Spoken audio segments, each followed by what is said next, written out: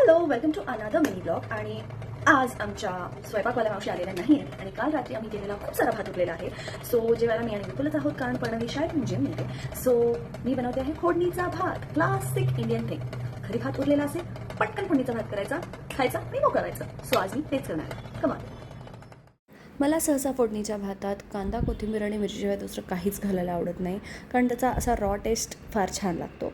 म्हणून making it quick and fast. माझं तेल संपलेलं होतं, त्याची नोंद करून ठेवली. तेलासाठी एक छानसे कंटेनरही आणायचं आहे. आता नेक्स्ट टाईम कुठे बाहेर शॉपिंगला गेलो की घेईन. आणि this is my usual cooking routine.